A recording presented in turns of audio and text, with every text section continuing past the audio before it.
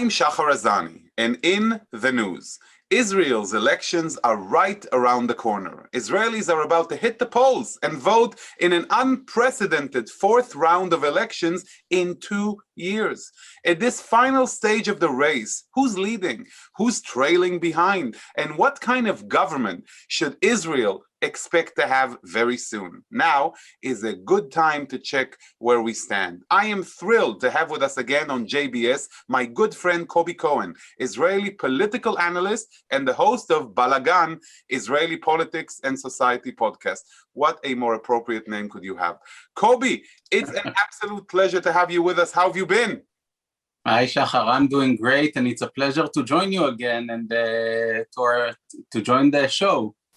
Tell me, and I gotta tell you, yeah, it's so confusing. There are so many, unknown variants before these elections that it's going to be hard to know after Tuesday who's going to. I love it. I love it, Kobi, when you're using the word variant. So maybe just to start our discussion, allow me to ask you the question that everybody's asking. So what's up? Who's in the lead? So we need to remember that the Israeli system is not a winner-takes-all, it's a parliamentary system. Therefore, it goes by who's going to be the biggest party and who's going to lead and get to form a coalition, which needs 61 out of 120 members of the Knesset. And Netanyahu, Benjamin Netanyahu, the current prime minister, and in the last 5 governments, he still leads in the polls, and the Likud party is by far the largest party with 28 to 30 mandates, which is nearly 25% of all of the seats in the Knesset. Right after Netanyahu, we have Yair Lapid of Yesh Atid. But it's not likely that Yair Lapid will join Netanyahu.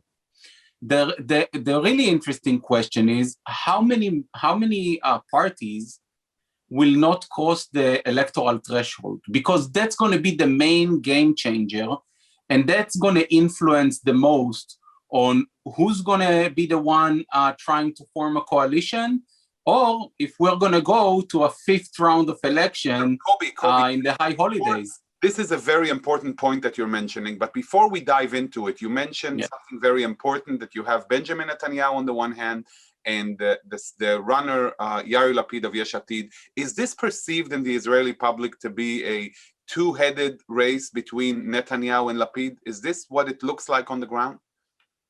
So the funny thing is that Yair Lapid never declared in this campaign that he is running for prime minister. The 3 candidates that did that are actually Benjamin Netanyahu and his 2 contestants from the right, Naftali Bennett of Yamina and Gideon Sa'ar of New Hope. Gideon Sa'ar, we need to remind our audience that he left the Likud party after many years to try and challenge Netanyahu from outside after he failed from challenging him in the primaries in December of 2019. So it's really interesting because Yair Lapid deliberately is not, trying to crown himself to be prime minister. And that's because people like, a lot of people like his party, Yesh Atid, but in most polls of who's, the most appropriate person to be prime minister, he's going 4th or 5th after Naftali Bennett and Gideon Sa'ar, and of course we have Netanyahu over there. So he knows that he's doing it deliberately in order to draw, supporters to his party. But I doubt if he will be the one forming a government, I must say. Kobi, it's very funny that you're mentioning this, because this could be an interesting Achilles heel. In the Israeli system, it's not a system where you directly vote for a president or a prime minister. This is a parliamentary system where you choose a party. And at the end of the day, the party you go for, the number 1 on that list, will have the power, supposedly, in theory, to form a government. So Yesh Atid is headed by Yair Lapid. So when the Israeli voter comes to vote, it's either number 1 on the list of Yesh Atid or number 1 on the list of Likud. Is this evasive maneuver does it even work for Yair Lapid? So currently it's working for Yair Lapid. He's the face, he's the brand. Yesh Atid is Yair Lapid and Yair Lapid is Yesh Atid. even though I will give him the credit that his list has amazing people. They're great members of the Knesset. We do choose by the list, but eventually most people don't remember who's in the 10th place or 20th place in the Likud party or in the Yesh Atid party. So they go for the head. We've heard of many harsh expressions coming from Bennett vis-a-vis the prime minister, whether it's his inability to meet his commitments, whether it's his functioning as prime minister during COVID. I mean, he hasn't been easy on the prime minister, has he? Most of the time, he's targeting the policies. He's not saying directly, Prime Minister Netanyahu failed, or Prime Minister Netanyahu should have done this and that. He's targeting the policies and the policy making without naming, directly Netanyahu. So it's obvious that he's not a fan of Netanyahu. I think that his relations with Netanyahu are love-hate relations. He sees Netanyahu, like I would say, the beating father, but he still loves him and he has some appreciation for him. And he wants to take his place at one point. But even Bennett, and I assume that's how it looks like, the main reason that he's not challenging Netanyahu directly is because eventually Bennett always wanted to be a part of the Likud.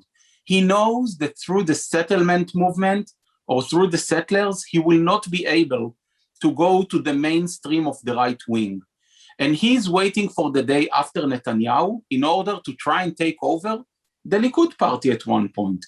We do need to remind our viewers that Naftali Bennett and Ayelet Shaked, both of them were banned from running inside the Likud by the Netanyahus. I mean, the prime minister's wife hates Ayelet Shaked personally. She dislikes Naftali Bennett also from the time that he was the chief of staff of Netanyahu as head of the coalition.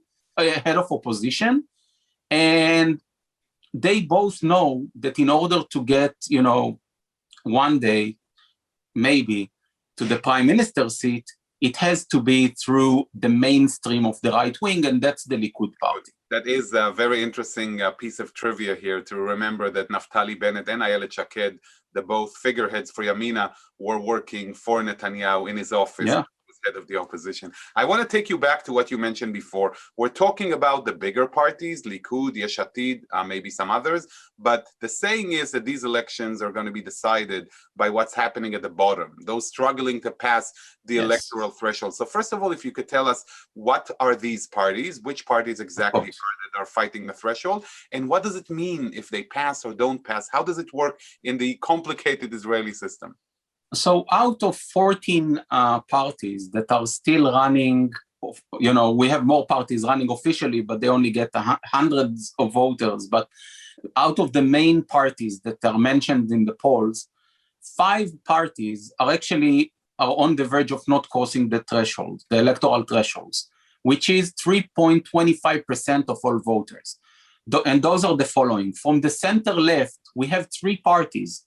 We have Blue and White, led by Benny Gantz. We have Meretz, led by Nitzan Horowitz. And we have the Economical Party, led by Yaron Zlicha, that because he dislikes Netanyahu, he worked with him and he dislikes him, they put him on I would call it the no Bibi camp, or the no Bibi side.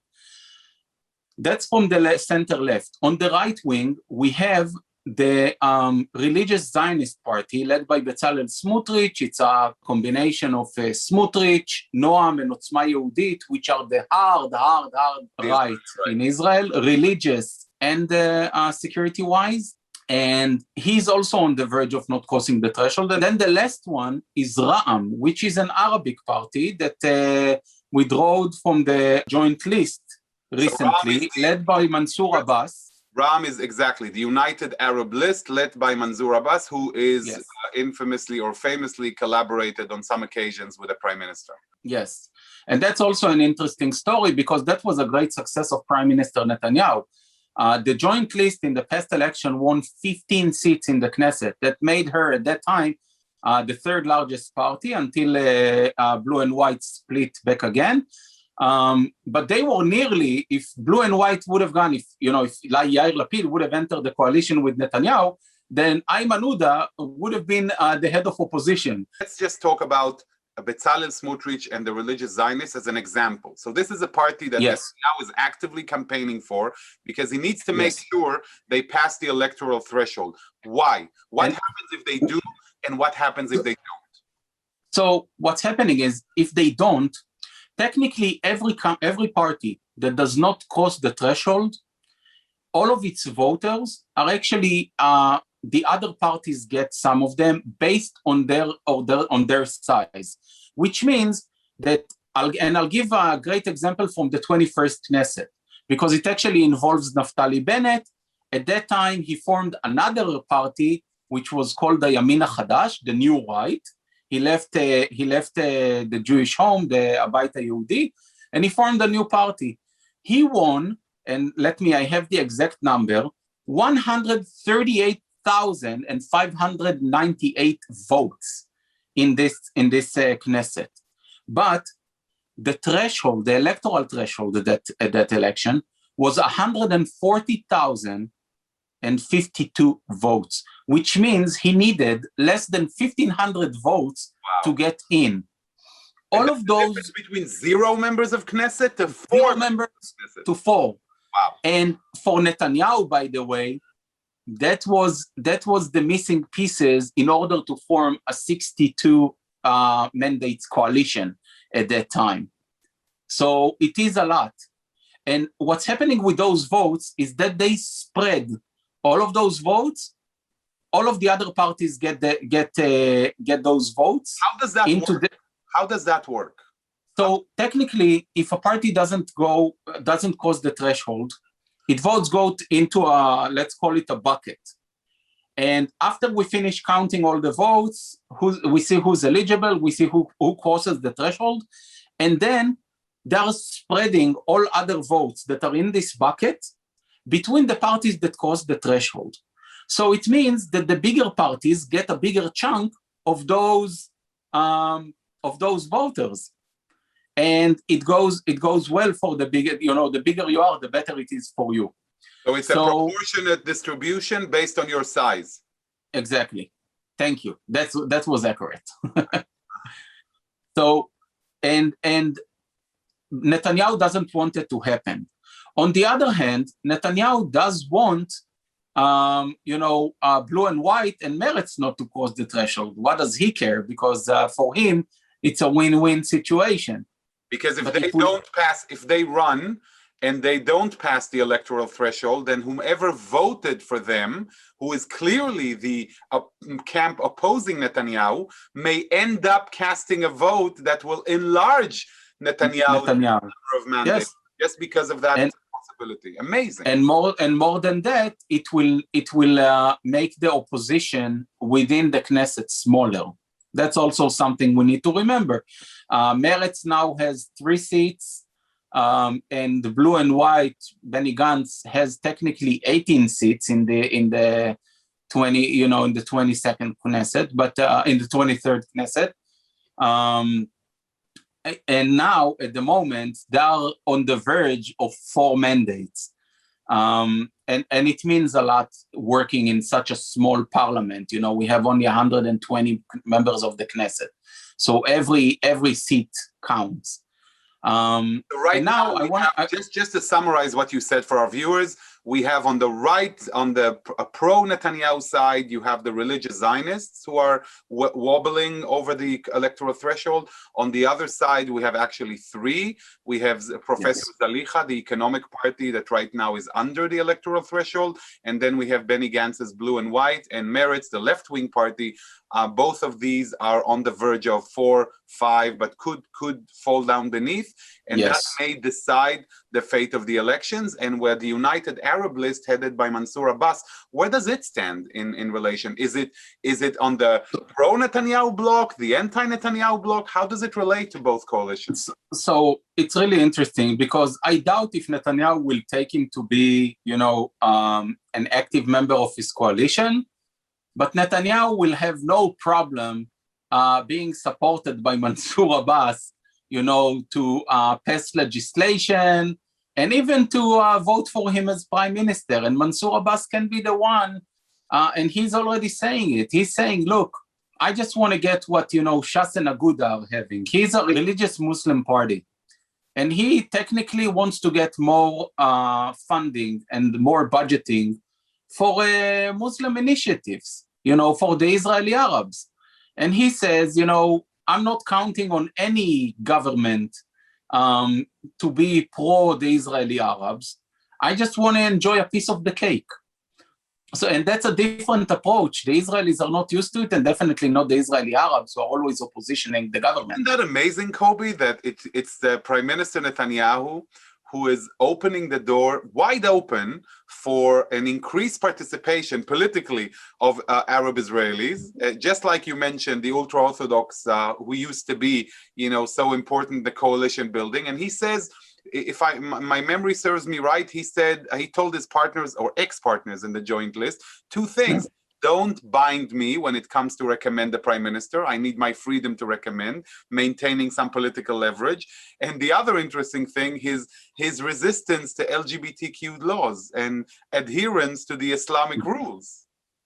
By the way, you mentioned the LGBTQ laws, and it's a funny thing because you can clearly see that the joint list is not a classic, what you would call a left-wing party. It's on the left wing because it's the Arabs and they are a minority.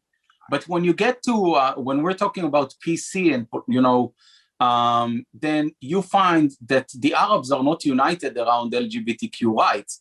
Even a member of the Knesset of Meretz, actually she's not a member of the Knesset at the moment, said that she won't support LGBTQ rights laws, and Ahmad Tibi is not delighted by that. We do need to remember that the Arab population, most of it is conservative, and they're not pro-LGBTQ rights. So, putting everybody in the same bucket, it's a bit challenging. And the joint list eventually is not a left-wing party. We do need to remember that.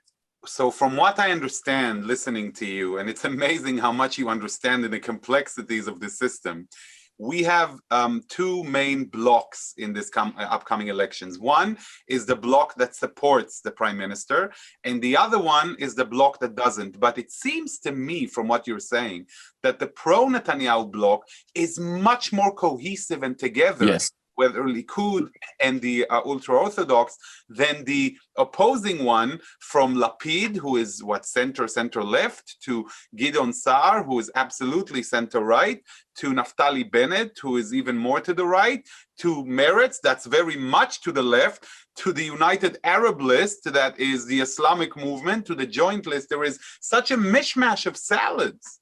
Yes, and if I'll touch it for a minute, if we take the polls, the current polls of today, then Netanyahu with Yamina, with Naftali Bennett, gets 60 mandates, and the No Bibi party, the No Bibi side has 60 mandates. And that's why, it's very important to see who's going to cross the threshold and who's not. And how many mandates will Naftali Bennett get? Naftali Bennett will probably be the kingmaker of these elections. And I would say more than that. We have no guarantee that Israel will not go back again, to a fifth round.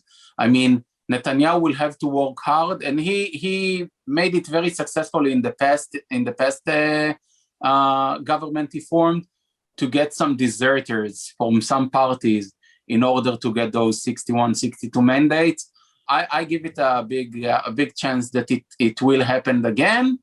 But there is still no guarantee. I mean, so I see it as either we go to another Netanyahu's government, a government under Benjamin Netanyahu as prime minister, or we're going to go to a fifth election. Most likely, it's going to be on Naftali Bennett's shoulders, and because he's probably going to be the next kingmaker. I have to ask you, in the perception of the Israeli public, there is a major campaign that Netanyahu and the Likud party are leading. It's called Back to Life campaign, one that was actually prohibited by the Central Election Committee because it's the Yeah. same slogan used by the Ministry of Health. But let's talk about it in essence. In essence, Israel is at a very different place at the moment. Most of its population, over 5 million people, are vaccinated. People are up and about. They're going back to work. Restaurants are open. And Netanyahu is taking the credit with an interview of the CEO of Pfizer, Albert Bourla, mentioning that the prime minister has been obsessive in calling me at 3 a.m. about those vaccinations. And you see other countries around the world, including the European Union, struggling to get the vaccines and to move forward. So maybe Netanyahu is at a point where the Israeli public is grateful and he deserves the credit, and he's riding this wave straight into the elections. Is that not the case? It is a big part of the case, but it also shows you how weak is the opposition. The debate in Israel became so narrow. It's mostly around Netanyahu and not around policies. You know, now people forget that we had 3 lockdowns. People forget that you still have almost, I think, like merely 13 or 14% of unemployment, and you have a lot of variants that are a lot of things that are not working. But Netanyahu is a great campaigner. He's an amazing salesman, and he knows how to deliver a message. Listen, even today, okay, we are less than a week prior to the elections.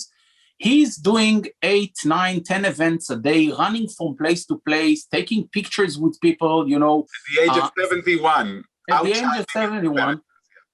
And those are things that his opposers are not doing. You know, you don't see Gideon Saar running around the state. You don't see Bennett running like that. You don't see Merav Michaeli. You don't see Yair Lapid. Yair Lapid, by the way, and I'll say it, you know, as something that maybe somebody will listen and pass it on to him.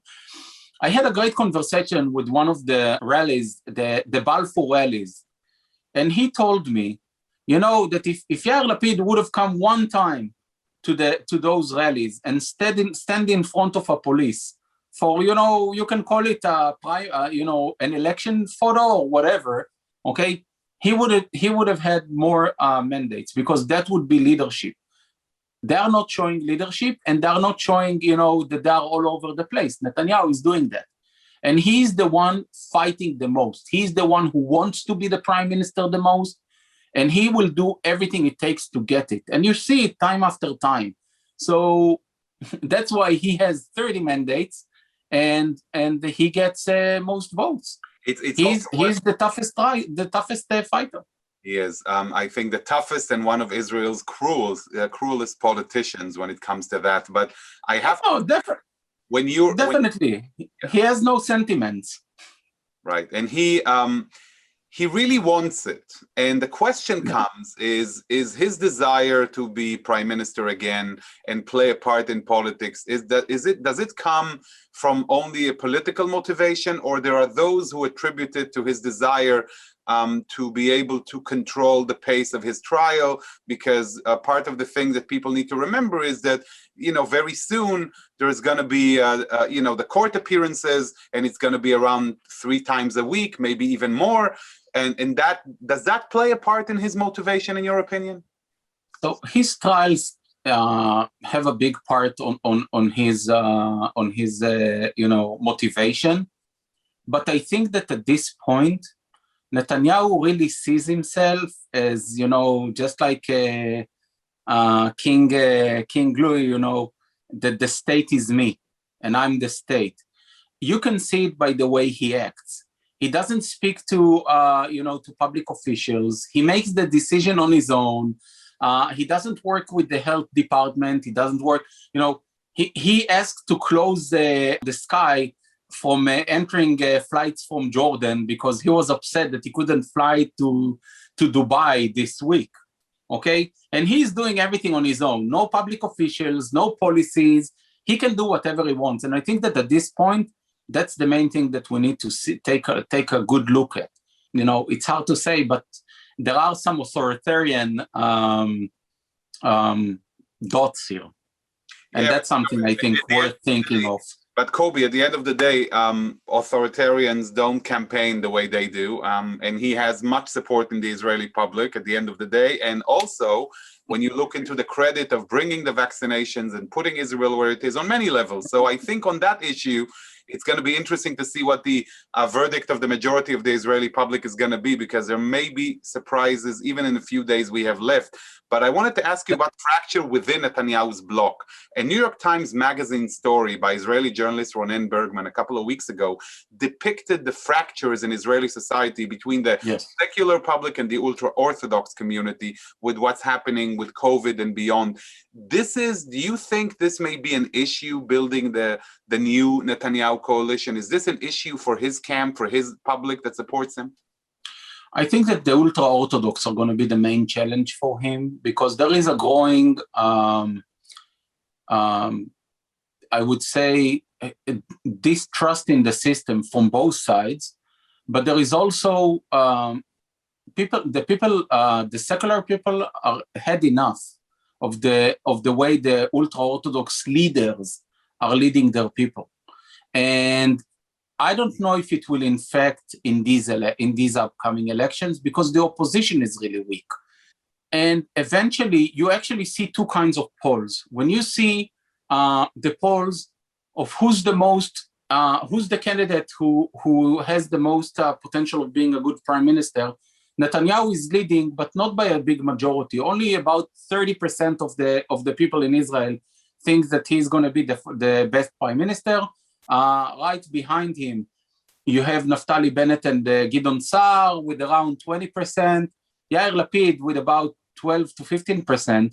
So those are not high numbers. When it comes to how the state handled the COVID crisis, you actually see that there is a big negative thoughts about Netanyahu and the way he ran things around. But eventually, once again, if he's the leading candidate and the opposition is so weak, you don't have anybody to really challenge him as to become the prime minister. You have a lot of people in Israel that can't seem to, I would say, think about another possibility. Nobody has the experience and nobody has because our time is where we have to sure. Let me ask you one last question. Since it's our final interview before the elections, any educated guess for our viewers as to what we might see as the best option, what's going to happen as a result? Another Netanyahu government, a different government, or a fifth round of election? What do you think? So I give most chances, but once again, it's based on the final results, and that's something I must say that it takes up to 8 days after the elections to get the final results. Usually it takes 2 to 3 days, but because we're entering Pesach, which is 3 days after the election, it may take a bit longer to get the final results. I give most chances of forming another Netanyahu coalition. Once again, it's based on how many of those 5 parties that we mentioned are crossing or not crossing the thresholds. And if not, then we're going to go to a fifth round of election. I can't see, the anti-Bibi camp forming a government with Bennett and Sa'ar on one hand and the joint list on the other. So it's not likely to happen. Thank you very much, Kobi, for being with us. Thank you, Shahar. Always a pleasure. And we'll meet again after the election. Absolutely. Thank you, Kobi, for your insights. And happy Passover to you and to our audience. Thank you. And it was an incredible session just to understand, to go into the quagmire that's called Israeli politics. I look forward for our next conversation, or shall we say, our next study session as we come to what's happening and unfolding in Israel. Elections indeed are a celebration of democracy, especially meaningful in an area like the Middle East, like we're always used to saying. However, I think that for many people, 4 rounds in 2 years is enough, and many of us will be happy to space out our democratic celebrations and exchange those for some stability and governance. But indeed, good luck to Israel. I'd like to thank all of you for watching, and to all to say stay safe and stay healthy. I'd like to thank our director, Sloan Copeland, JBS's managing director, Dara Golob, our technical manager, Michael Paley, transmission manager, John McDevitt, and to our wonderful producer of In the News, Carol Lilienthal. For JBS, I'm Shahar Azani. Shalom and להתראות. Until next time.